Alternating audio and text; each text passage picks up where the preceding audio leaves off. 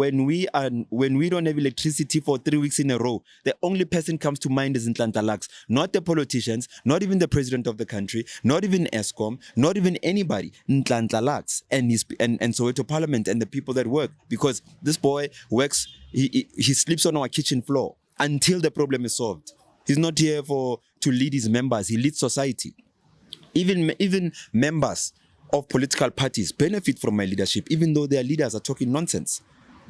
Now I contribute whenever an EFF member passes away in my community. I take out my money real time and make sure that there's a dignified burial. NHLANHLA LUX fights with a drug dealer in Soweto, and because we are fighting drugs. So the people and the community identifies the houses selling nyaupe. One of the houses happens to be a secretary of the EFF, a branch secretary of the EFF, Matshusa. The community goes there full force. They go with the police registered, because I don't take part in anything that is outside the boundaries of the law. So a registered march goes there with the community. I go with the Gogos because they form part of Soweto Parliament, and I'm there to protect them, because in a drug raid anything can happen. So my responsibility in the march is to protect Bokok. So they find nothing, and it's okay. We can discuss that another time, why they found nothing at that drug dealing house, because the system is part of the drug dealing anyway. Now they find nothing.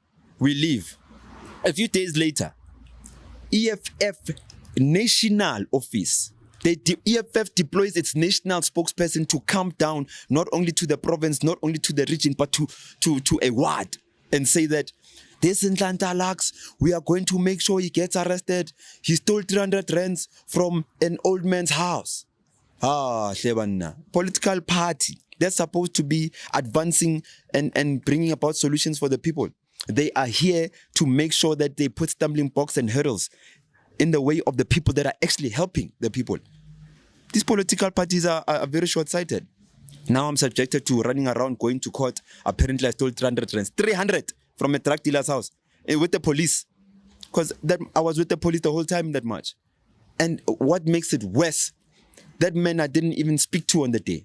But in court he testifies, yeah, Wang Bamba and the EFF, yeah, like this is anarchy. But I can't blame the EFF supporters, because they're just intoxicated half the time by false leadership, because politics in general is just false leadership. It's not true leadership. True leadership is African leadership. That we can discuss another time, and I can unpack it, and I can debate with any politician. I'll come with African leadership. They bring the political leadership, and I can even ask them the history of politics. They can't tell me. It's here, the history of African leadership, when Africa was at its prime, before infiltration of the Western forces, before infiltration of, I don't want to make it racial, but of the white systems coming into the continent.